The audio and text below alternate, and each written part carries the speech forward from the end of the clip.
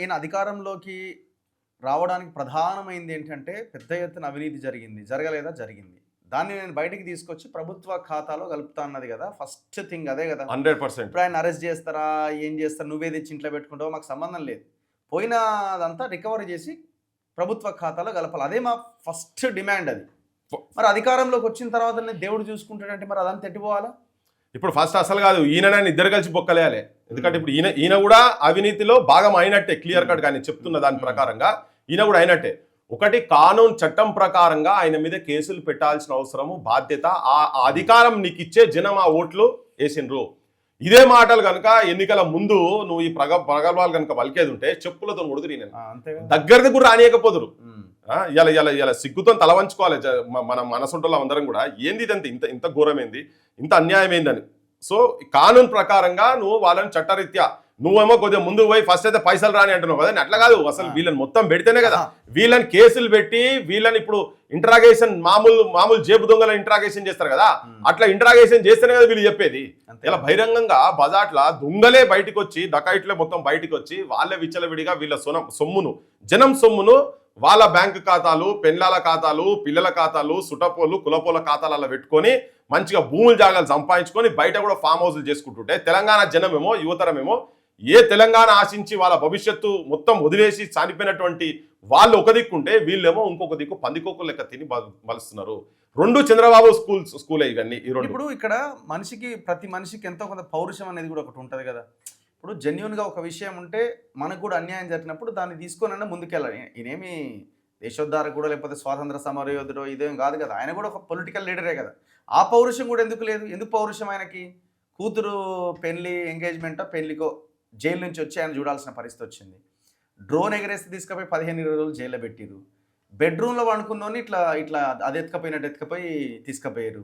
నా ఫ్యామిలీ ఎంత సఫర్ అయింది, నా బిడ్డ ఎంత సఫర్ అయింది, ఇవన్నీ మాట్లాడిన ఈయన మరి ఇప్పుడు అదంతా ఎక్కడ పోయింది?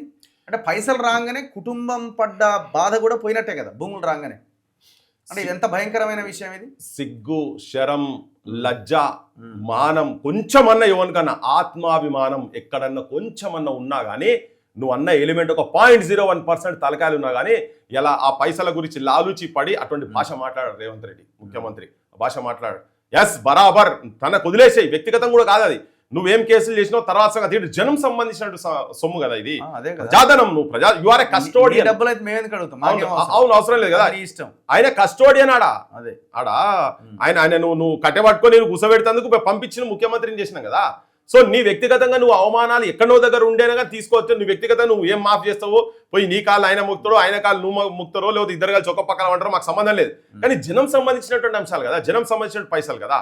నౌకర్ల కాడికి వెళ్ళి మొదలు పెడితే ప్రతిదీ మోసం చేసినాయి కదా. అందుకనే వీళ్ళు పైసలకు కకృతి పట్టడు. అర్ధాతురానాం నా గురువు నా బంధువు. పైసలకు మీద పైసల మీద ఎవరికైతే వ్యామోహం ఉంటుందో వానికి గురువు ఉండదు, బంధువు ఉండదు, ఏముండదు. ఒకటే పిచ్చి, పైసల పిచ్చి. ఆ పిచ్చి రేవంత్కు తగినట్టున్నది. ఈ అధికారం ఏమో నువ్వు కొద్ది రోజులు నేను కొద్ది రోజులు, ఇద్దరికి పనులు అవుతున్నాయి కదా. ఇప్పుడు ఇటు బీఆర్ఎస్ వాళ్ళకు కాంగ్రెస్ లో పనులు అవుతున్నాయి, కాంగ్రెస్ వాళ్ళకు బీఆర్ఎస్ గవర్నమెంట్ లో కూడా పనులు అయినాయి. అక్కడికి వచ్చి వీళ్ళందరూ కలిసి జనాలను పిచ్చోళ్ళని చేస్తున్నారు.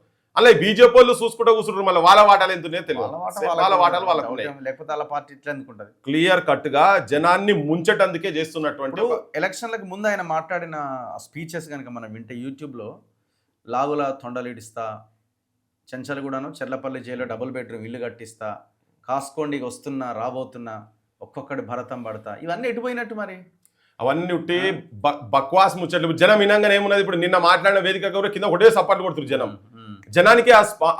ఆ నిమిషంలో వాళ్ళకి అర్థం కాదు, అరే మావాడు నిజంగానే కేసీఆర్ నిజంగానే కొడుతున్నాడు అబ్బాయి అని. కానీ అసలు సంగతి తెలియదు కదా జనానికి కూడా. వీళ్ళందరూ లోపాయికారంగా వీళ్ళందరూ ఒకటే అన్న సంగతి జనానికి అర్థమైతే లేదు. జనానికి ఇప్పుడు చాలా మందికి తెలుస్తున్నది. అంతకు ముందు కూడా చాలా సందర్భాలలో పాలిటీషియన్స్ అంతా మేము జనాన్ని పిచ్చోలని చేసేందుకే వస్తామని అనుకున్నారు. సో ఇప్పుడు ఇక్కడ కూడా ప్రత్యామ్నాయం లేక కూడా ఒకటి జనానికి సమస్య వస్తున్నది క్లియర్ కట్ గా. ఇప్పుడు ఈయన పోతే ఆయనే, ఆయన పోతే ఈయన లెక్కనే ఉన్నది. మళ్ళీ వీళ్ళు రేపు రేవంత్ పోతే మళ్ళీ కేసీఆర్ వస్తాడు అనేది ఒక ఇంప్రెషన్ క్రియేట్ చేస్తారు కదా. వీళ్ళిద్దరూ దొంగలే, వీళ్ళిద్దరూ ప్రజాకంటకులే, ప్రజాధనాన్ని మింగినటువంటి దోపిడి దొంగలే అనేది జనానికైతే అర్థమవుతుంది. కానీ ప్రత్యామ్నాయం తీసుకొచ్చినప్పుడు ఇటువంటి వాళ్ళ ఇద్దరు భరతం పట్టే పరిస్థితి ఉంటుంది. ఇంకోటి ఏంటంటే వీళ్ళందరూ కూడా ఒక సాంప్రదాయ రాజకీయ పార్టీలల్లో పెరిగినటువంటి వాళ్ళే చిన్నప్పటి నుంచి వీళ్ళంతా నేను చెప్తున్నా, నేను ZPTC గెలిచినా, నేను అది గెలిచినా, నేను MLC అయినా, నేను ఇట్లా వచ్చినా, నేను కిందికి వెళ్ళని చెప్పాను. అవన్నీ పైసలతో వచ్చినావు. నువ్వు ఏమైనా పెద్ద నువ్వు ఘనకార్యం చేసి నువ్వు తెలంగాణ గురించి కొట్లాడో, లేకపోతే భారతదేశంలో కొట్లాడో, లేదా బార్డర్లో కొట్లాడో వచ్చినావు కాదు కదా. సో అట్లేమన్నా ఆ పోజులు ఇచ్చుకుంటా చెప్పినావు నువ్వు కాదు కదా. నువ్వు పైసలే కూడా చెప్పు. జూబ్లీ హిల్స్ ఎలక్షన్లో మొన్న 150 కోట్లట, ఒకటా రెండా, ఎవరి పతార లేదు ఇలా, ఈయన పతార లేదు, ఆయన పతార లేదు. ఒక ప్రత్యామ్నాయం జనం కనుక వస్తే ఇద్దరి మీద యాక్షన్. అందుకనే తెలంగాణ యువతరం ఆలోచించాల్సిన అవసరం ఉన్నది. ఇప్పుడు ఇటువంటి ఘట్టాలు వచ్చినప్పుడే జనం కూడా అర్థం కావాలి. అంటే చూడు, ఇంత 25 లక్షల ఎకరాలు మింగినటువంటి వాడిని నువ్వే చెప్పినావు 1,00,000 కోట్లు కాళేశ్వరం నీళ్ల పాలు చేసిందని చెప్పిన వాళ్ళు 25-30 వేల కోట్లు అయితే తినుంటారు. ఆ కార్లో అయితే నిన్న మొన్నదాకా మనం చూసినాము. డైరెక్ట్ స్టేట్ 55 కోట్లు అంటే తక్కువ పైసలా. సింగరేణి ఉద్యోగాలలో అవినీతి చేసిరన్నారు. ఇక ప్రతిదీ ఏది చేసినా ప్రతి దాంట్లో అవినీతి కదా, ప్రతి కాంట్రాక్ట్లో అవినీతి కదా. ఆఖరికి నేరల్ల ఇన్సిడెంట్లలో కూడా అటువంటి ఘోరమైన చర్యలు చేసిన తర్వాత కూడా పరిహారం కూడా ఇప్పటి వరకు ఒక్క సమస్య గురించి కూడా కనీసం దాన్ని అడ్రస్ చేసిన పాపాన పోనటువంటి వ్యక్తి సంగతి. వీళ్ళందరూ ఒకటే అన్న సంగతి, రాజకీయ కులం మొత్తం ఒకటే, వీళ్ళందరూ ఒక తాను బట్టలే, వీళ్ళందరూ అన్నదమ్ములే అనేది జనానికి ఇప్పుడు అర్థమవుతా ఉన్నది. అంటే ఇంత జరిగి ఇంత దోపిడీ చేసినా కూడా ఎవరం కూడా ఎక్స్పెక్ట్ చేయము. అంటే వీళ్ళు ఎంత కరడుగట్టినటువంటి, ఎంత నీచమైనటువంటి భావజాలం వీళ్ళది ఉన్నది అనేది జనానికి ఇప్పుడు చాలా క్లియర్ కట్ గా అర్థమవుతుంది. కానీ మళ్ళీ ఒకవైపునేమో అరెస్ట్ చేయనని ఒకవైపునే చెప్తున్నాడు, ఇంకో వైపునేమో చీరుతా, చింతగడతా, చింతమడకల ఎలాడదీస్తా, లాగుల తొండలు మళ్ళీ అన్నాడు. మళ్ళీ లాగుల తొండలు ఇడుస్తా, మళ్ళీ ఈ స్టేట్మెంట్స్ ఎందుకు? మళ్ళీ ఎత్తి ప్రాసలతోనే జనంను డైవర్ట్ చేసేందుకు. ఫస్ట్ మాట్లాడింది అరెస్ట్ చేయనని చెప్పి తేల్చేసిండు. మళ్ళీ ఇవన్నీ చేస్తారన్నప్పుడు జనాలు కూడా ఆలోచించాలి కదా, వాళ్ళు కూడా సపోర్ట్ కొడుతూనే ఉన్నారు. అంటే ఆ స్పాట్ లో జనానికి అర్థమైతలేదు. ఇప్పుడు నువ్వు ఇంత మంది ఉన్నారు కదా, నాకు తెలిసి నేను పొద్దున్న ఒకరిద్దరు దోస్తులను అడుగుతూ చూస్తుంటే ఎవరు కూడా మన తొలి వెలుగు మీరు మాట్లాడే లైన్ ఎవరు మాట్లాడతలేరు పోయి, అందరు భాష గురించి మాట్లాడుతున్నారు. తర్వాత నెక్స్ట్ పవర్ కు మళ్ళీ ఈయననే వస్తున్నట్టు కదా, దాని లైన్ మాట్లాడుతున్నారు. 2047 గురించి మాట్లాడుతున్నారు. కానీ అయ్యా మరి ఈయనను ఏం చెయ్యము, ఈయన దేవుడే చూసుకుంటాడు అన్న యాంగిల్ ఎవరు డిస్కషన్ చేస్తలేరు అని. జర్నలిజం లో ఉన్నటువంటి ఒక మలిక ఇంపార్టెన్స్, కమిట్మెంట్ అనేది ఆడనే చూపిస్తుంది యాక్చువల్ గా. సో ఇప్పుడు అది ఆ లైన్ మన దగ్గర నుంచి పోతుంది కాబట్టి ఇప్పుడు జనం ఆలోచిస్తారు. ఇప్పుడు ఈ మాటలు చెప్పేవారికి ఏంది, చింతమడక, ఈ ప్రాసలు, ఎత్తి ప్రాసలు, వెంకయ్యనాయుడు ట్రైనింగ్ పొందిండే ఆయన. ఈ ప్రాసలు ఇట్లా మాట్లాడంగానే చింతమడక, చీరుతాము, చింతగడతాము, మటన్ మోయినుద్దీన్ పేరు చెప్పిండు కదా, మటన్ మస్తాన్ దగ్గర పోవడు, ఇవన్నీ ముచ్చట్లు, ఇవన్నీ చెప్పే వరకు జనానికి ఏంటంటే హాస్యం, అదే పరాష్కాల ముచ్చట్లు. ఒక బాధ్యతాయుతమైన పొజిషన్ లో ఉండుకుంటూ ఇటువంటి చెప్పే వరకు సైడ్ ట్రాక్ చేస్తున్నారు ఇష్యూను. ఈవెన్ ఇంటెలెక్చువల్ చాలా మంది కూడా అదే లైన్ లో మాట్లాడుతున్నారు. అరే నువ్వు అట్లెట్లా నువ్వు ఇన్ని లక్షల కోట్ల రూపాయలు మింగినటువంటి వ్యక్తి, సర్ప్లస్ ఉన్న దాన్ని అప్పులపాలు చేసినటువంటి రాష్ట్రాన్ని నువ్వు బాగు చేసి గాడిలో పడేయాలి కదా. ఆ గాడిలో పడేసేది పక్క కొడేసి నువ్వు ఆయన ఇద్దరు ములాఖాత్ అయ్యి జనాన్ని పిచ్చోళ్ళని చేస్తున్నట్టు. ఇప్పుడు ఈ భాష మాట్లాడే జనం వింటారు కదా, అరే చింతమడక, అరే చీరలు పెట్టి తొండల మనం కూడా ఇట్లా కొంతసేపు మనం కూడా మాట్లాడే పరిస్థితి వస్తూ ఉన్నది కదా. భాష మీద పట్టున్నది కదా, ఈ లాగుల తొండల ఏడు నుంచి వచ్చింది ఇది. నేనైతే ఇప్పుడు ఇన్లేమర్ ఆయన దగ్గర ఈ భాష మరి ఏదైనా అనుభవం, తొండలు పడతారా ఏమో నాకు తెలియదు. మరి ఈయనకు ఏమన్నా మరి అప్పుడు ఆయన ఉన్నప్పుడు ఏమైనా ఏపిచ్చిండో గడికోసారి ఇదే భాష మాట్లాడి నాకు డౌట్ వస్తుంది. అంటే ఇప్పుడు ఆయన కూడా తీసుకుపోయి పెట్టిరు కదా, పెట్టినప్పుడు తొండలు పట్టేవాళ్ళు ఉంటారా? తొండలు పడితోళ్ళు పడతారు కావచ్చు. మరి మనకు కూడా కరెక్ట్ ఎరకలే కానీ తొండలు పడతారంటారు. ఎందుకంటే తొండలు బట్టి ఇట్లా యాలాడదీసి అంతే పొరగాలు ఉన్నప్పుడు కథలు ఆటలు వేరే ఉంటాయి. కానీ ఈ లాగులలో వేసుడు కథ మరి నాకు ఏమన్నా చెప్పేటి చెప్పలేదో, చంద్రబాబు పేరు చెప్పా అంటే చెప్పలేదో, మరి ఏం చేసిండో అప్పుడు ఏమైనా వేసిరో మనకు ఎరకలే. కానీ నేను గడికోసారి ఏదో ఒక దండకం చదివాడు, పొద్దుగాలు వేసే సుప్రభాతం చదువుతాం కదా, ఆ సుప్రభాతం చదివినట్టు తిరుపతి పోగానే వెనకకెళ్ళి వినబడుతుంటది కదా, అది వినబడ్డట్టు MS సుబ్బలక్ష్మి గానం వినబడ్డట్టు ఈయన ఏడో ఉపన్యాసం అంటే లాగుల తొండలేసి పెడతా, లేకపోతే బోటికి ఇటు కూర అంతా మెడలేసుకొని తిరుగుతా. ఇది ఏం భాషనే అయినా నువ్వు నాకు అర్థమైతలేదు.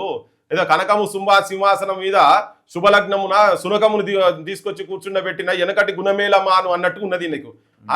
ఏంది అసలు ఇటువంటి పదాలు వాడకుండా ఉండలేకపోతున్నాం మేము ఇప్పుడు. నీ ప్రవర్తన చూసి నీ కథ చూసి అంటే వీళ్ళు బహిరంగంగా మేమందరం ఒకటే అని బహిరంగంగా జనానికి చెప్తున్నారు. జనం మనం అర్థం చేసుకోవాల్సిన అవసరం ఉన్నది. ఈ భాష మాట్లాడగానే మనం ఏదో సంబరానికి సప్పట్లు కూడా ఏం మాట్లాడి పోయి నాకు మాట్లాడు. ఒక ఆయన మచ్చర్ పైల్వాన్, ఒక ఆయన పిక్చర్ పైల్వాన్. విన్నావా? అంటే పిక్చర్ అంటే ఉట్టిగా బొమ్మలు చూపిస్తాడు అంతా. పిక్చర్ అంటే బొమ్మలు చూపిస్తున్నాడు. బొమ్మలు వేస్తారు కదా సారు, రంగు దిద్ది 3 రంగులు దిద్ది అని చెప్పని పాటలు రాసి మా ఊళ్ళు పాటలు పాడుతున్నారు. గద్దర్ నరసింహ పాటలు, నల్గొండ గద్దరు ఆయన పాడిండు. 3 రంగులు అన్ని సినిమాలు ఇవన్నీ ఉట్టియే. అయితే ఆయన మచ్చరపాయలు అని పిచ్చరపాయలు అని ఇద్దరు కలిసి జనాన్ని పిచ్చోళ్ళని చేసే ప్రయత్నం చేస్తున్నారు. కానీ జనం పాగలగాలని అనుకోకూర్రి, జనం అన్ని అకౌంట్లు ఉన్నాయి. తర్వాత జనానికి ఎప్పటికప్పుడు గుర్తు చేసేందుకు మన అసొంటోళ్ళం కూడా ఉన్నాము, మన అసొంటి మన తోలు వీళ్ళు కూడా ఉన్నాయి కాబట్టి జనానికి కూడా రిజిస్టర్ అయితేనే ఉన్నది, చేస్తాం. ఇలా భర్తం పట్టాలే. తెలంగాణ యువకులు గ్రామాలలో యూనిట్లు అయ్యి ఇటువంటి వాటి మీద ఊర్లలో 3 మాటల కాడ సెంటర్ల కాడ కూర్చొని చర్చ జరపాలి, డిస్కషన్ చేయాలి వీటి మీద. వెనకట పెద్ద మనుషులు కూర్చొని చేసేది పేపర్ రాగానే కూర్చొని 10 మంది ఊర్లో పెద్ద మనుషులు కూర్చునేది యాపుల్లో పెట్టుకొని.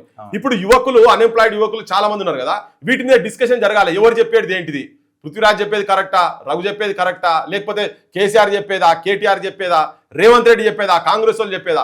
ఇది ఒక మేధో మదనము పల్లెలలో జరగాల్సిన అవసరం ఉన్నది. అక్కడికి వెళ్ళి ఫ్రిక్షన్ లో ఫ్యాక్ట్స్ పుడతాయి.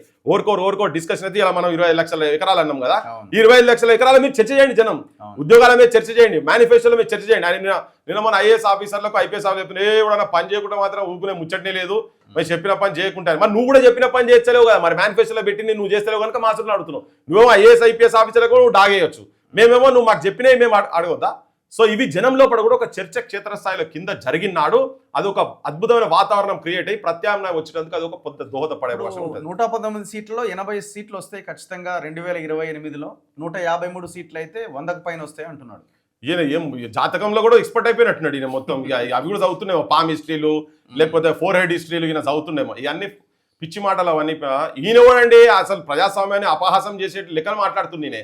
ఈయన ఎవరు? ఆయన గతంలో కేసీఆర్ కూడా అట్నే మాట్లాడాడు. అంటే ప్రజల ఆలోచన విధానాన్ని, ప్రజలకు ఉన్నటువంటి హక్కును కాలరాసే విధంగా ఈయన ఏందో నాకు ఇన్ని వస్తాయి అన్ని వస్తాయి, నువ్వు ఏం చేసినా వస్తాయి ఆయన దాన్ని ముఖం పెట్టుకొని నువ్వు రిజైన్ చేసి వస్తావా, ఏడుకు వస్తావా, పైసలు పెట్టకుండా నువ్వు రా, ఒక మామూలు నిరుద్యోగ యువకుని నీ ముంగడ నిలబెట్టి ఎవరు నువ్వు గెలిస్తారా వాళ్ళు గెలిస్తారా చూద్దాం. ఈవెన్ కేసీఆర్ అని వీళ్ళైనా కేటీఆర్ అయినా అటువంటి నీకంటే నిజంగా ఒక అసెస్మెంట్ నీకు అంత ఉంది కదా, 80 సీట్లని నేను తీసుకొస్తా అని దాన్ని రిజైన్ చేసి బయటికి రా, ఎవడు లేకుండా 5 పైసలు కాదు మందు లేకుండా నువ్వు ఆడ పెట్టు, నేను తీసుకుపోయి ఛాలెంజ్ చేసి చూపించకపోతే చూడండి. అటువంటి ఇవన్నీ ఉట్టియే బక్వాస్ మాటలు. ఇంకోటి ఈయన కాదు కదా, జనం కదా. నీ పర్ఫార్మెన్స్ అప్రైజల్ చేయాల్సింది జనం. అది ఆ టైం ఎలక్షన్స్ వచ్చినప్పుడు జనం చూపిస్తారు. నువ్వు కాన్ఫిడెన్స్ బిల్డప్ చేసి వేరు, నువ్వు మంచి చేసి అడిగితే వేరే విషయం. ఏం లేదు, నువ్వు మంచి చేసింది లేదు, మన్ను లేదు, గతంలో ఉన్నటువంటి వాటిలో వాటాలు తీసుకున్నాడు, ఇప్పుడు నువ్వు చెప్పేది ఒకటి చేసేది ఒకటి. చూద్దాం. Anyway thank you very much. మరి ఇప్పటికైనా ఏమైనా చేంజ్ వచ్చి కొంత మంచి పరిపాలన అందించడానికి ఏమైనా ప్రయత్నం చేస్తాడా, తన అన్న మాటల్ని వెనక్కి తీసుకుంటాడా చూడాలి. మరి ఆ క్యారెక్టర్ అయితే కాదు అది. ఎనీవే చూద్దాం. యాక్చువల్గా ఏంటంటే ఏమవుతుంది, స్టాండర్డ్స్ ఆఫ్ పాలిటీషియన్స్ రోజు రోజుకు డౌన్ అవుతున్నాయి ఈ భాషతోని మాట్లాడుతోని. ఇది జనరల్గా మన దగ్గర ఉన్నది కాదు. ఈ సినిమా కల్చరు, ఆంధ్ర పాలిటీషియన్స్ జనరల్గా ఇటువంటి భాష మాట్లాడతారు. వీళ్ళు కంప్లీట్గా ఇన్ఫ్లుయెన్స్లో వచ్చి అసలు విషయాలు పక్కకు పెట్టి ఏం భాషలకు ముఖ్యమంత్రి మాట్లాడే మాటలు అవన్నీ, మూసిలేసి తొక్కటాను మాటలు కావచ్చు, ఇటువంటి మాటలు కావచ్చు, తొండల మాటలు కావచ్చు, ఎంత గంభీరంగా ఉండాలి మాట. ముంగటికి వస్తే ముత్యాలకు ఉండాలి మాటలు. జనము వినేటందుకు జనం అట్రాక్ట్ కావాలి, జనం గుండెలకు తలగాలి మాటలు. కానీ ఈ పిచ్చి బూతులు ఏంటిది గలీజ్. Thank you very much. చూద్దాం ఏం జరుగుతుంది అన్నది. చూస్తూనే ఉండండి మన తొలి వెలుగు.